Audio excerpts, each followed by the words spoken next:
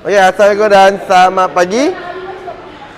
Okey, hari ni kita nak buat just macam kita akan buat recall berkaitan dengan Pro 2 Proton A50 dan juga Pro 2 Trust. Okey? SUV segmen B lah, competitor which is untuk Proton dan juga Pro 2. Okey, Pro 2 Trust yang baru keluar itu. So far kalau tengok sini kita ada identify a strong SUV segment B actually. Sebenarnya kita punya Pro 2 Trust tu actually kita punya competitor, tapi kalau dari segi performance jauh lebih better kita lah compare dengan dia, sebab dia walaupun dia 1.5 tapi kita 1.5 turbo. And then untuk sizing lebih kurang sama sebab kita besar sikit berbanding dengan Trust. Untuk dari segi kelebaran, panjang kita lebih besar lagi, dan tinggi pun kita rendah sikit compare dengan Trust. Jadi aerodinamik kita lagi cantik lah. And then harga kalau ikutkan harga kita lagi mahal sedikit compare dengan Trust, lebih dalam RM3,800. 3,800. Kita lebih sikit 3,800. Untuk executive kita 85,800. Dia punya Trust H 82,000. Okey, untuk dari segi performance, kita pakai 1.5 IGT. Jangan dekat-dekat. Okey. Untuk horsepower kita 181. Dia punya horsepower cuma 106. Okey, untuk Newton meter of torque kita 260 Newton meter of torque. Untuk dia cuma 138 Newton meter of torque. And then kita punya engine adalah turbocharged direct injection. Jangan dekat-dekat. Penuh nanti. Dia punya pakai electronic fuel injection. Dia pakai injection lah.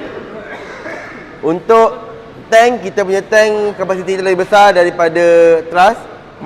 Kita 3 liter lagi besar daripada Trust. Trust 42, kita 45. And then untuk engine, untuk gearbox kita pakai 7 speed DCT. Dia pakai dual CVT. Okay. Lain kalau tengok sini exterior.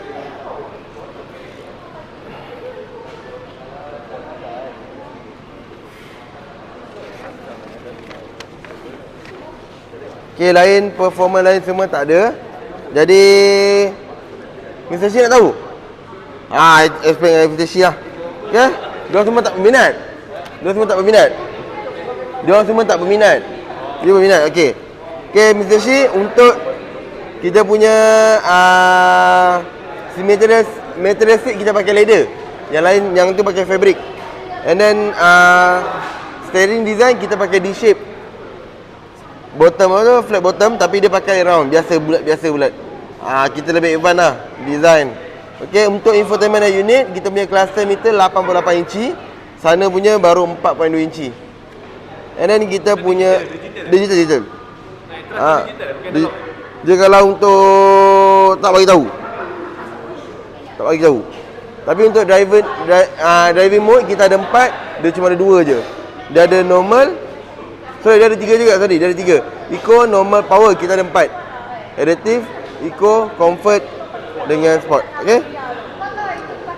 Sun visor kita ada nice sikit lah, ada semi transparent, dia traditional punya. And then dia tak ada ambient light, kita ada ambient light. Kita more advance lah. And then untuk lain, okey, ni untuk dia punya infotainment head unit.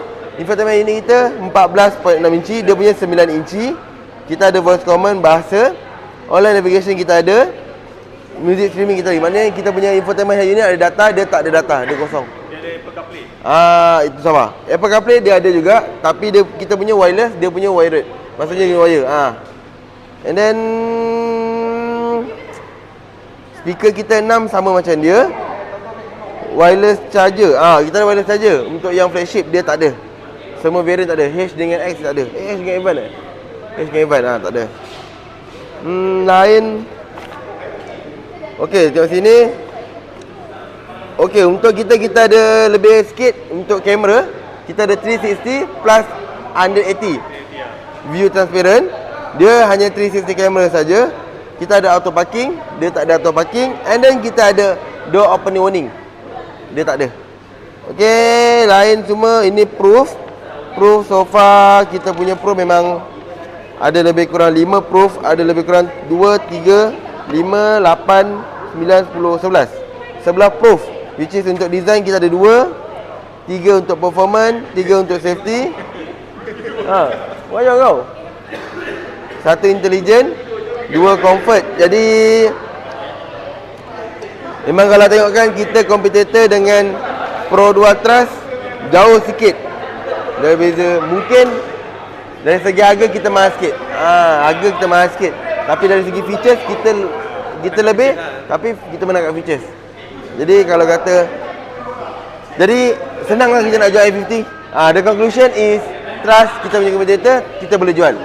Boleh Mr. Shi? Boleh? Okey. Terima kasih.